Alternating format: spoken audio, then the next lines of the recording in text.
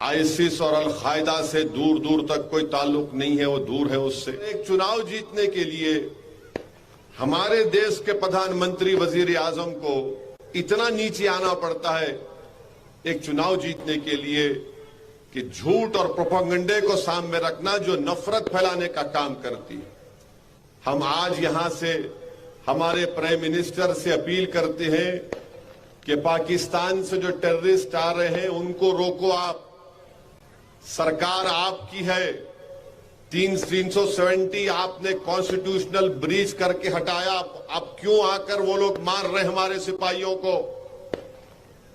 ये 10-12 दिन में एक तो सिपाहियों की गाड़ी जा रही थी, उस पर रॉकेट लॉन्चर से उनको शहीद कर दिया, और फिर कल आज 5 हमारे सिपाही मारे गए। क्या हो रहा है हमारे देश में प्रधानमंत्री? और बीजेपी आरएसएस के लोगों से पूछता हूं, जो हर थोड़ी देर को नेशनलिज्म नेशनलिज्म बोलते, अरे तुम्हारा नेशनलिज्म अब क्यों खामोश हो चुका है? कहां गया तुम्हारा नेशनलिज्म? बताओ, बोलो तुम्हारा नेशनलिज्म कहां है? हमारे सिपाही मारे जा रहे हैं पाकिस्तान से आकर, और बीजेपी के आरएसएस के लोग उस पर बात नहीं करते। हमारे देश में मणिपुर में चर्चों को जला दिया जा रहा है। सिविल वार हो रही है मणिपुर में। क्यों हो रही है? क्योंकि बीजेपी ने डिवाइड एंड रूल की पॉलिसी मणिपुर में की। आपने ट्राइबल्स के जो राइट्स थे किसी और को देने की आप कोशिश कर रहे हैं। हम उम्मीद करते हैं कि देश के प्रधानमंत्री, वजीर आजम, प्राइम मिनिस्टर थोड़ा टाइम निकालेंगे, इन चीजों पर कंसंट्रेट करेंगे और रोकेंगे।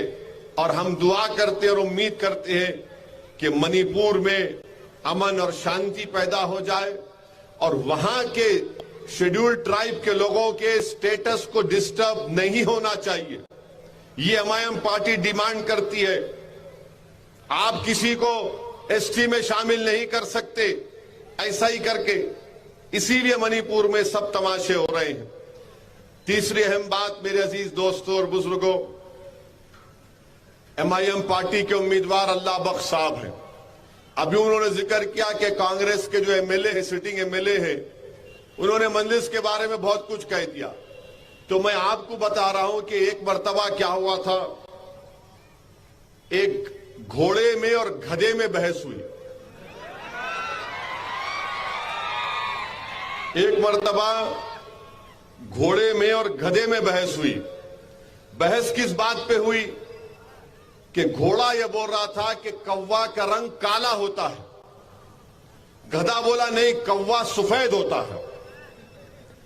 दोनों में बहुत बहस हुई। तो आखिर में जंगल के बादशाह शेर के पास गए।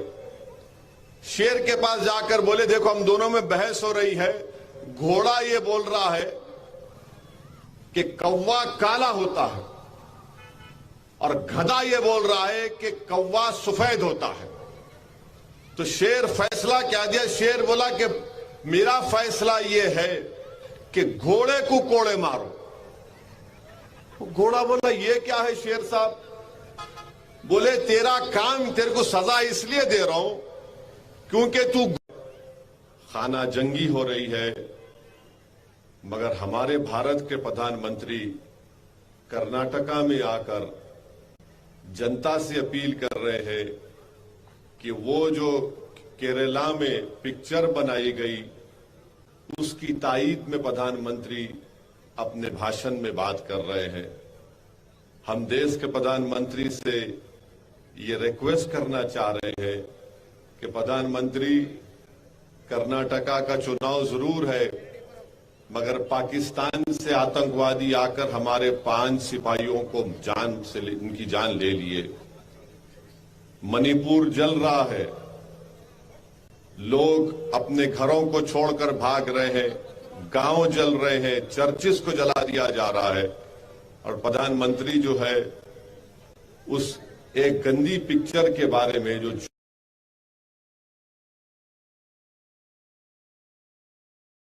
चुनाव में कर रहे हैं, ये बड़ी अफसोस की बात है।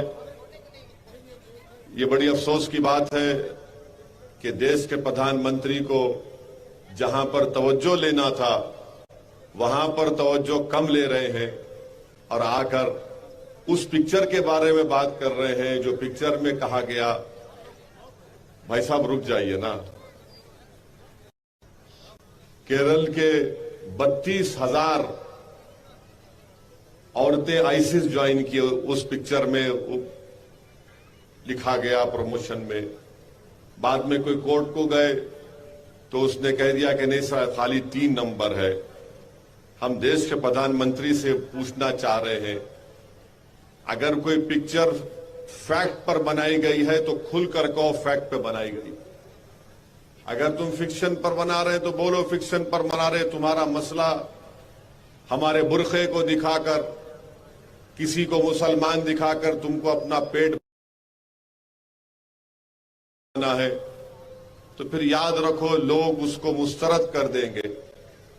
हम प्रधानमंत्री को याद दिलाना चाह रहे हैं कि जब राजनाथ सिंह भारत के होम मिनिस्टर थे, क्या उन्होंने नहीं कहा था कि भारत के अल्पसंख्यक समाज मुसलमानों का आईसिस और अल-कायदा से दूर दूर तक कोई ताल्लुक नहीं है, वो दूर है उससे। क्या खुद भारत के प्रधानमंत्री नरेंद्र मोदी ने नहीं कहा था कई बैनुल-अक़वामी फोरम पर,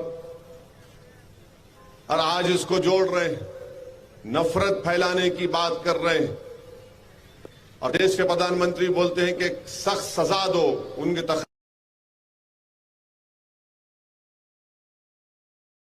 दीजिए क्या सजा देना चाहिए, कौन सी सजा देना चाहिए? और अगर देश के प्रधानमंत्री एक पिक्चर की स्टोरी को सही मान रहे हैं तो प्रधानमंत्री तो आपकी नाकामी है, आपकी सरकार की नाकामी है। क्या आप अपनी नाकामी को कबूल कर रहे हैं, एक्सेप्ट कर रहे हैं कि यू हैव बीन अनसक्सेसफुल?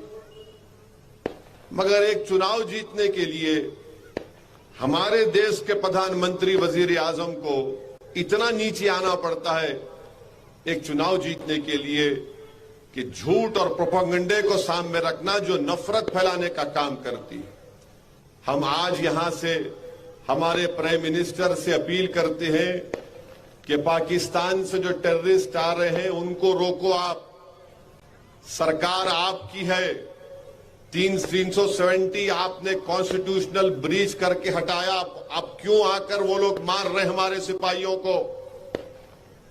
ये 10-12 दिन में एक तो सिपाहियों की गाड़ी जा रही थी, उस पर रॉकेट लॉन्चर से उनको शहीद कर दिया और फिर कल आज 5 हमारे सिपाही मारे गए।